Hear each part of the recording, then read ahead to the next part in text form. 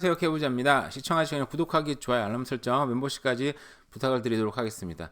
좀 재밌는 기사가 있어서 한번 소개를 하면서 제 생각도 같이 얘기를 한번 하도록 하겠습니다. 자, 제목은 이거예요.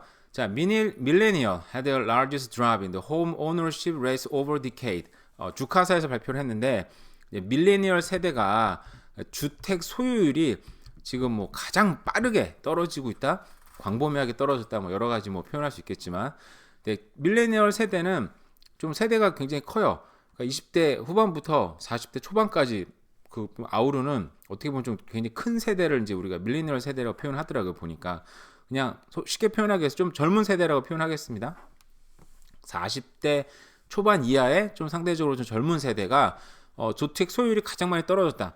단순하게 생각해 보면 집값이 비싸니까 뭐 그렇게 생각할 수 있죠. 맞는 얘기예요, 그것도. 근데 거기 좀 더 이제 자세하게 이제 파볼게요. 왜 이런 현상이 나타났는지 지역별로 좀 다르기도 한데 왜 그런지 한번 봐볼게요. 여기는 이제 숫자라서 뭐 그냥 대충 들으시면 됩니다. 거기 이제 밀레니얼 세대가 뭐 81년생부터 96년생 그러니까 40대 초반도 들어가요. 그러니까 뭐 크긴 하지만 어쨌든 이런 세대가 보시면 그 주택 소유율이 2011년에는 44.1%, 그래도 반보다 조금 안 되는 정도로 굉장히 많은 했는데 이 중에서도 밀레니얼 세대 중에서도 자 25세에서 29세 굉장히 어리죠, 그죠? 저 때는 저는 집을 산다 이런 개념조차 없었을 때인데, 그죠? 물론 제가 그때는 뭐 돈을 버는 잡이 있을 때는 아니에요. 한국에서는 군대 막 졸업했고 대학교 졸업했는데 저는 이제 돈을 안 버는 일들을 주로 했기 때문에 저 때는 집을 산다 이런 개념은 아예 갖고 있지 않았지만 캐나다에서는 무려 저 세대가 44%나 집을 갖고 있었대요. 그러니까 집을 빨리 가졌죠. 캐나다로 치면은 얘네는 제 주변의 사람들 봐도 다 대학교를 졸업해도 20대 초반이야. 그죠? 대학교를 빨리 가니까. 그리고 군대를 안 가니까. 그러니까 돈을 막 벌기 시작하는 나이가 20대 초반이에요. 22살, 23살이면 23살 늦었다 여기는. 그죠? 그때 돈을 벌기 시작한단 말이에요. 그래서 이때는 벌써 44.1%나 집을 갖고 있었는데 지금 이게 많이 떨어져서 36.5%, 거의 뭐 8% 가까이 떨어진 거네요. 그죠? 많이 떨어졌어요. 10% 가까이 떨어졌으니까. 또 반면에 30세에서 34세 같은 경우에도 무려 11.7%가 떨어졌다고 합니다. 그러니까 이 전체적으로 이 집을 사는 그 률 자체가 굉장히 많이 떨어졌다. 근데 2021년까지 지금 통계가 된 거 보니까 팬데믹 일어나기 직전까지 잡은 거예요. 막 일어났거나 그죠? 제가 알기로 2021년 아주 연말에 막 시작됐으니까 그 뒤로 폭등은 2022년에 일어났으니까 그죠? 아니네. 그 전에 그 팬데믹까지 좀 어우르는 세대네요. 그죠? 어쨌든 굉장히 많이 떨어졌다. 자, 근데 40대 근데 뭐 이제 뭐 언더 40대는 이제 많이 떨어졌는데 보시면 여기가 근데 하이스트 레이트 집을 가장 많이 갖고 있는 세대는 65세에서 69세. 근데 여기는 75.6%를 갖고 있고요. 그리고 또 재밌는 게 뭐냐면 나이가 75에서 84세는 반면에 주택 소유율이 오른 세대로 나오고 있어요. 그러니까 다른 세대는 젊은 세대는 주택 소유율이 다 떨어지고 가장 젊은 세대가 많이 떨어졌는데 나이가 먹을수록 더 많이 갖고 있고 특히나 75세에서 84세는 나이가 꽤 연세가 그래도 좀 있으신 분들인데 여기는 주택 소유율이 늘어났다고 합니다. 그러니까 저도 생각해보면서 아니 저 나이에 저는 요양병원에서 근무를 하니까 저 나이에 집을 사는 사람들이 있나? 그죠? 저 때는 집을 오히려 팔고 재산을 좀 정리해야 되는 나이인데 생각을 해봤죠. 그랬더니 저 사람들이 집을 산 게 아니고 저분들은 그러니까 집을 이제 그냥 갖고 있던 거예요. 팔지도 않고 사지도 않고 그냥 옛날에 집 하나 갖고 있는 거 그냥 갖고 있고 뭐 거기서 살 수도 있고 아니면 그거 그냥 일단 놔두고 뭐 그냥 요양병원이나 그런 뭐 리타이어먼트 시설에 들어가서 살 수도 있고 그러니까 저 사람들은 그냥 가만히 있었고 그죠? 그 다른 세대의 어떤 그 점유율이 떨어지다 보니까 상대적으로 좀 나이가 있으신 분들은 점유율이 올라간 거예요. 무슨 말인지 알겠죠? 그러니까 나이 많은 분신들은 집을 더 산 건 아니고 그냥 가만히 있었는데 상대적으로 젊은 사람들이 세대가 늘어나잖아요. 근데 가만히 있는 게 아니고 인구는 늘어나는데 세대는 젊은 사람들 세대는 점점 분화합니다. 그러니까 이 사람들은 부모님이랑 같이 살다가 뭐 20대 초반이나 중반쯤에 이제 나오고 그죠? 새로운 세대가 새로운 하우스홀드가 만들어지잖아요. 그러니까 이제 그쪽 률은 점유율이 점점 떨어지는 거죠. 무슨 말인지 알겠죠? 자, 근데 도시별로 살펴보면 자세히 나오지는 않았어요. 자, 퀘벡 같은 경우에는 가장 낮습니다. 근데 퀘벡은 옛날부터 늘 낮았어요. 저는 퀘벡은 저는 가보진 않았는데 이제 주변 얘기를 들어보니까 어떻게 보면 좀 약간 뭐 이게 뭐라 그래야 되지? 인생을 좀 즐기시는 분들이 많이 있다 그러더라고요. 보니까 퀘벡은 항상 낮았고, 그죠? 그리고 두 번째로 낮은 동네는 지역은 동네와 표현이 그렇고 세컨 로이스 레벨은 홈 오너십이 BC주입니다. BC주. 뭐 이거 예상하지 않았나요, 그죠? BC주는 왜 이렇게 낮을까? 비싸니까요. 비싸고 그리고 BC주가 어떻게 보면 굉장히 큰 정말 주인데 이 밴쿠버 메트로 밴쿠버 지역 외에는 사람들이 많이 살질 않아요. 그러니까 BC주라고 해봤자 주로 이 통계가 잡히는 곳은 어디다? 메트로 밴쿠버, 그 프레이저 밸리 지역. 그러니까 통틀어서 그냥 밴쿠버 지역 외에는 저 통계가 쉽게 잡히지 않아요. 제가 볼 때는. 그래서 그냥 밴쿠버 자체가 홈 오너십이 굉장히 낮다. 굉장히 비싸니까. 왜 비싸니까. 그죠? 3.2%가 떨어졌다고 합니다. 제가 얘기했지만 3.2% 떨어졌고 뭐 이렇게 했어요. 이게 볼까요? 근데 여기에 보면은 그럴 수밖에 없는 게 2011년부터 2021년까지 BC주의 홈프라이스 가격은 무려 80%가 상승을 했습니다. 그러니까 이거는 평균인데 그죠? 그러니까 대도시 지역은 2배 이상 상승했다 이렇게 보시면 될 것 같아요.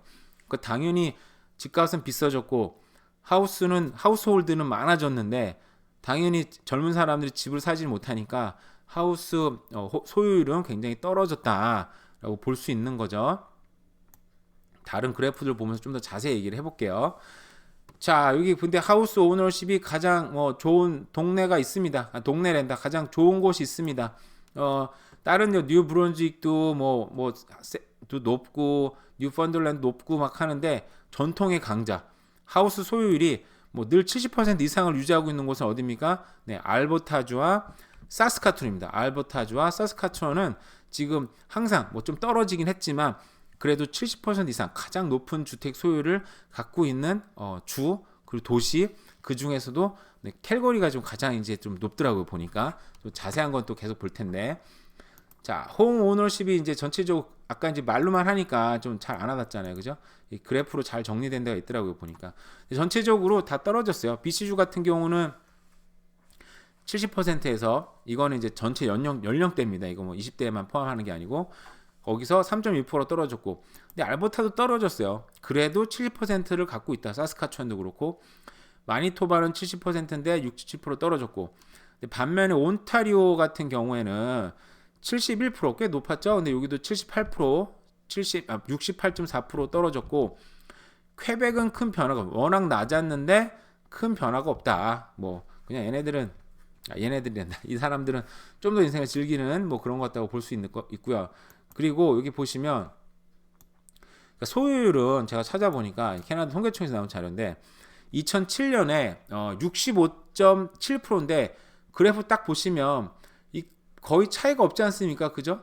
뭐 좀 등락날락 그 있기는 한데 크게 차이는 없어요. 그러니까 이게 2007년에 65.7%인데 2022년에 66.5%. 그러니까 전국 평균으로 보면 뭐 2% 3% 왔다 갔다 하긴 하지만 큰 차이가 없는 거예요, 사실은.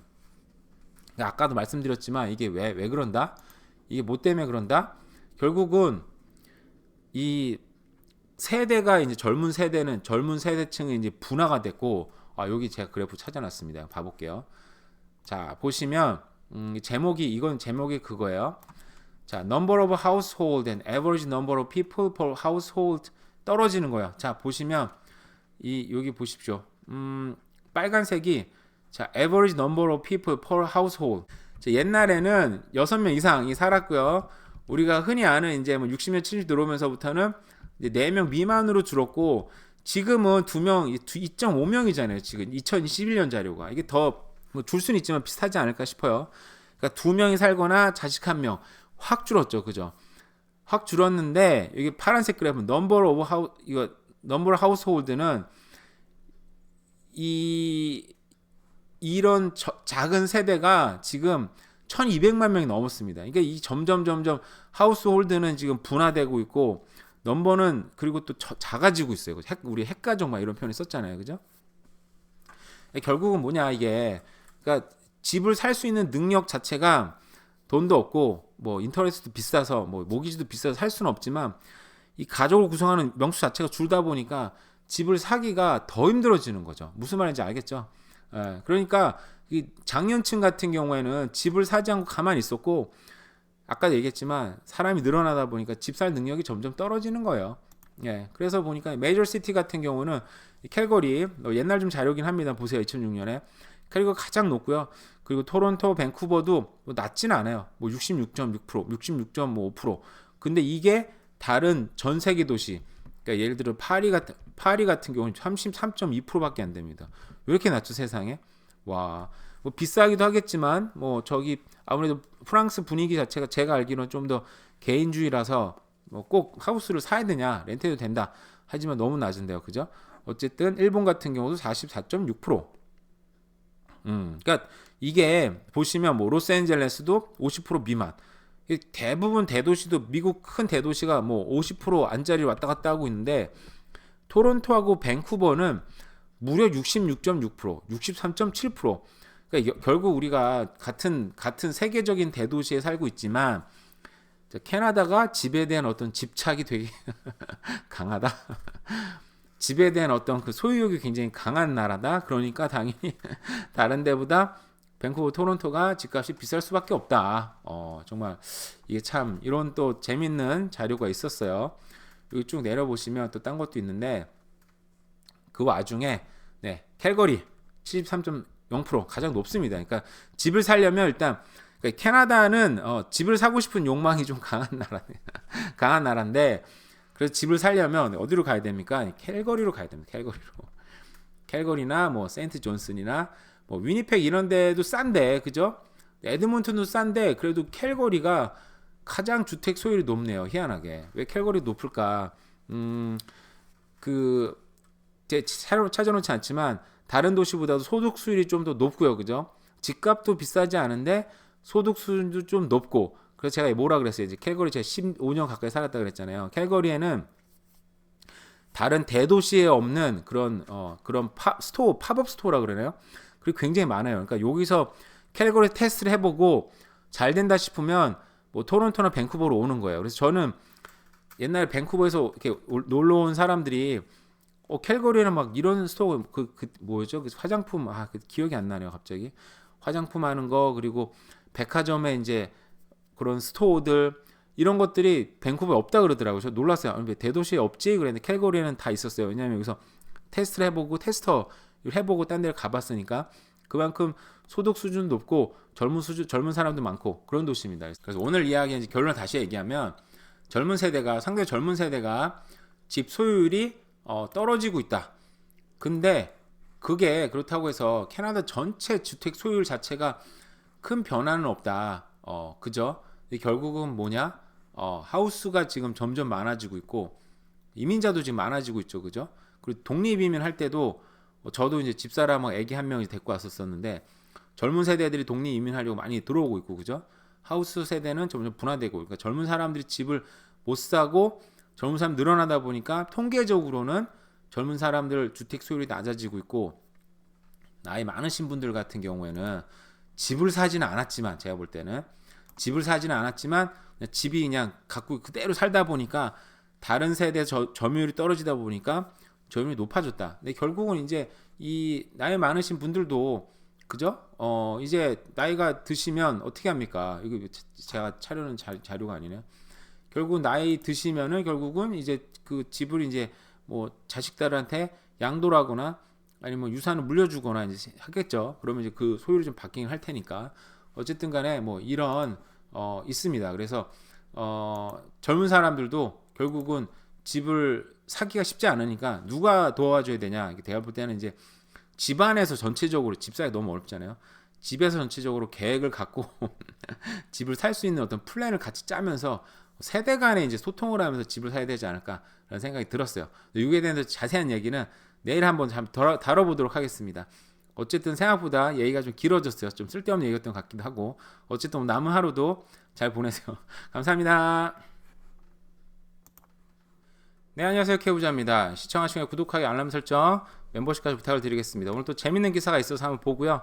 제 생각도 한번 같이 얘기하도록 하겠습니다. 자, 자녀의 주택 구입 능력은 부모 재력에 달렸다. 이거는 제가 어제 했던 얘기랑 이제 이어져서 계속 되는 얘기긴 해요. 한 번에 찍으려니까 좀 길긴 길었어요. 어쨌든 자, 주택 소유자의 부모 자녀가 그러니까 부모님이 주택 소유를 하고 있으면 그 자녀가 주택 보유 가능성이 현저히 높다. 그러니까 주거 불평등이 지금 대물림되고 있고 집값이 높을수록 부모 재력에 의존할 수밖에 없다. 그러니까 쉽게 말하면 부자 부모님이 있으면 그 자식들이 좀 부자가 될 확률이 높고, 그죠? 이게 자산으로 봐도 뭐 그렇더라. 뭐 거기에 관련된 이야기입니다. 자, 그러면 이제 우리는 부자가 아니잖아요, 그죠? 부자가 아닌 사람들은 어떻게 해야 될까? 이게 그냥 가만히 있을 수는 없잖아요, 그죠? 부자가 아니더라도. 자, 어쨌든 간에 보도록 하겠습니다. 자세히 보면요, 통계처리 발표를 했는데 이제 2021년 기준, 어제도 본 자료가 다 아직은 2021년 기준인 거예요. 제가 볼 때는 이제 팬데믹 다 끝난 다음에 이제 어떻게 변했을까 궁금하긴 한데 아직은 그게 통계청으로 전혀 이제 잡혀 있지는 않은 것 같아요. 자, 1990년대생, 그러니까 이 사람들은 지금 한 30살 정도 넘은 거네요, 그죠? 자, 주택 소유를 부모가 갖고 있다면, 그러니까 부모님이 주택 소유를 하고 있다면, 그러니까 상대적으로 젊은 자녀 세대들이 17.4%가 갖고 있다. 그죠? 근데 만약에 부모님의 집을 갖고 있지 않다면 같은 연령대에 8.1%에 그쳤다. 그러니까 절반으로 훅 떨어집니다. 그죠? 이게 뭐 그래프로 정확하게 나오질 않아서. 근데 또 재밌는 건 만약에 부모가 두 곳 이상의 부동산을 소유하고 있으면 자녀들은 그 퍼센트가 23.8%로 갑자기 훌쩍 떠버립니다. 그러니까 부모가 주택을 갖고 있지 않는 사람들에 비해서 무려 거의 3배 가까이가 뜨고 있어요.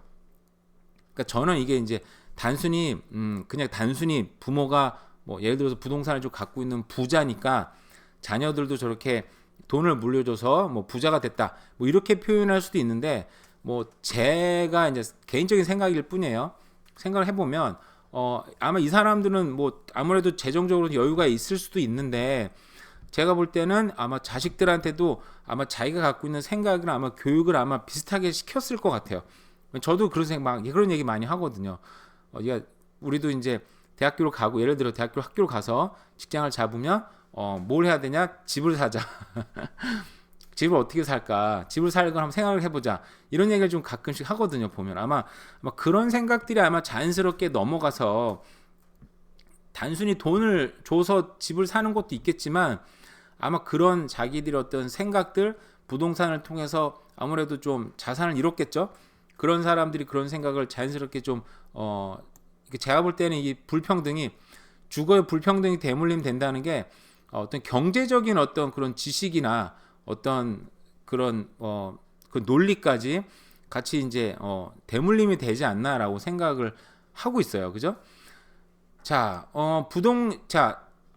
다수의 부동산을 소유한 1990년대, 어이구, 이 사람들은 또 젊은 세대인데 또 다수의 부동산을 소유하고 있대요. 근데 부모가 주택 소유자였으며, 그쵸.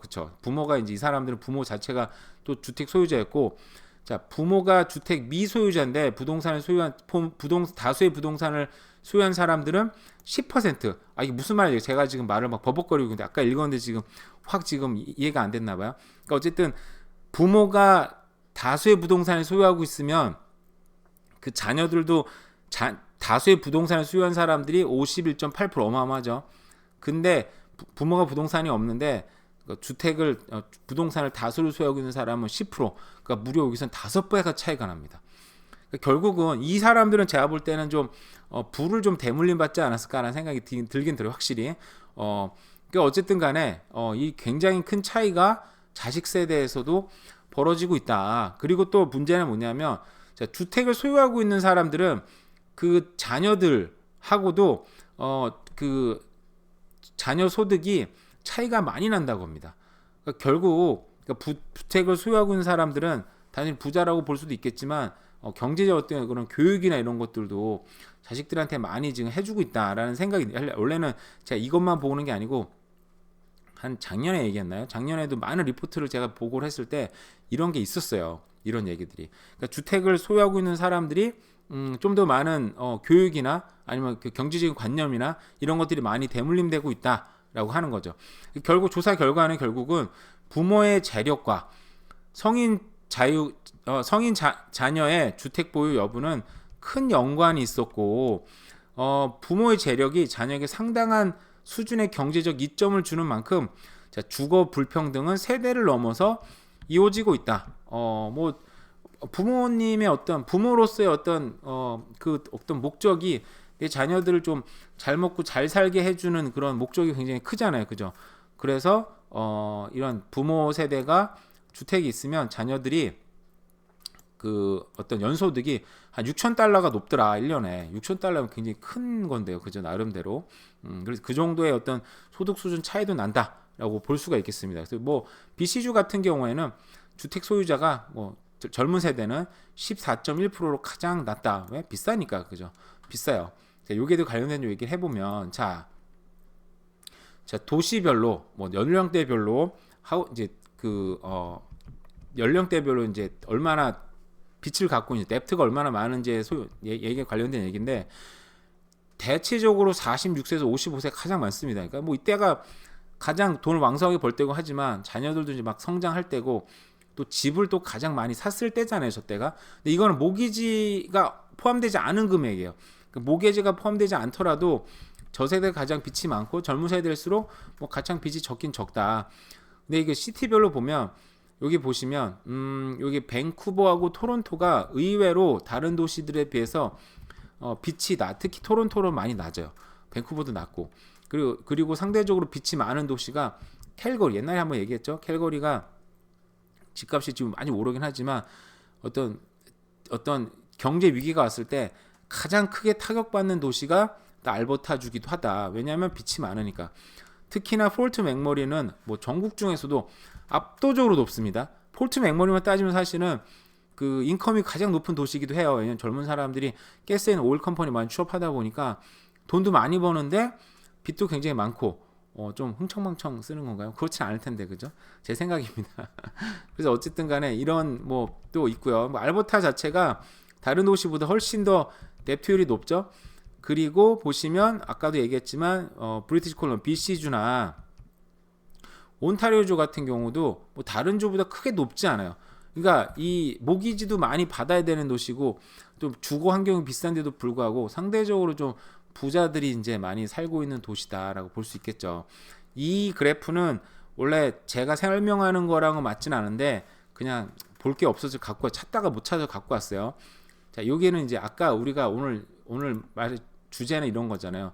주택의 어떤 주거의 불평등이 지금 대물림되고 있다라는 얘기를 하려고 하는 건데, 이게 불평등이라고 볼 수도 있고, 어쨌든 제가 예전에 한번 봤던 그래프가 뭐였냐면, 젊은 세대가 그 팬데믹 지난 이후에 여기 캐나다 같은 경우에는 부의 불평등이 좀 해결이 많이 됐다라는 그래프였어요. 그러니까 저소득층이 빚이 좀 떨어지고 캐시가 늘어났고, 부자들 같은 경우에는 좀 캐시 보유율이 떨어지고 그 뎁트는 굉장히 많아졌고, 그리고 젊은 세대 같은 경우에도 뭐 비슷한 양상이 보였어요. 근데 그걸 좀 자세히 다시 또 뜯어 보니까 뭐였냐면, 결국은 부자들은 부동산을 더 많이 소유하게 됐고, 가난한 사람들이 부동산을 팔았죠. 그 사이에.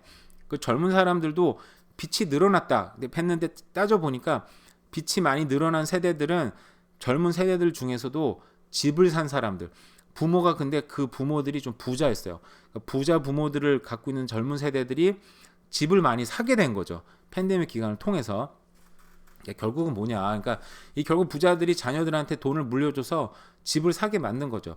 그러니까 결국은 돈의 문제도 있지만 집을 빨리 사야 된다, 집을 사자라는 어떤 그런 경제적 관념까지 같이 주입이 되면서 경제적인 차이가 벌어진다는 거죠. 이거는 뭐 우리 자녀 세대뿐만 아니라 우리 부모 세대도 이런 게 똑같이 있었던 거예요. 그래서 결국은 뭐냐, 우리 자녀, 나도 일단 집을 빨리 사야 되지만 우리 자녀들도 집을 살 수 있게끔 도와주고 계획 세우고, 어제랑 비슷한 결론이네요. 그죠? 이게는 혼자서는 도저히 지금 집을 사기가 쉽지는 않다. 그러다 보니까 부모가 같이 돕고 뭐 정말 온 가족이 힘을 합해서 집을 사는 시대가 됐다. 이렇게 된 것 같아요. 이거는 뭐 이게 뭐 좋은 일이다, 나쁜 일이다, 뭐 이렇게 얘기하기보다는 그냥 어떤 전체적인 트렌드가 그렇게 돼버린 거죠. 특히나 캐나다 같은 경우는, 한국은 요즘에 뭐 중국도 그렇고 인구가 지금 줄어드는 게 굉장히 큰 문제가 됐잖아요. 근데 캐나다 같은 경우는 어떻습니까? 2050년까지 60년까지는 통계청 발표에 의하면 인구가 줄어들지 않아요. 계속 이민자들이 몰려들고 있고, 어제도 보여드렸지만 하우스홀드는 계속 늘어나고 있습니다. 하우스홀드라는 거 한 가정이잖아요. 인구는 점점 줄어드는데 하우스홀드는 늘어나니까 이런 사람들이 뭐가 필요합니까? 집이 필요해요. 살 수 있는 집이 필요해요. 렌트라든지 아니면 집을 사든지. 결국은 이 캐나다의 어떤 주거 문제는 상당 기간, 우리 다음 세대까지 하면 지속되지 않을까라는 생각이 들어요. 그래서 어쨌든 뭐 집을 사기 힘들면 외곽지대라도 빠져서 집을 사는 게 저는 항상 생각하지만 그래도 좋은 일이다라는 생각을 하고 있습니다. 어쨌든 그런 비슷한 결론을 내리면서 오늘도 마치도록 하겠습니다. 오늘 하루도 잘 보내세요. 감사합니다.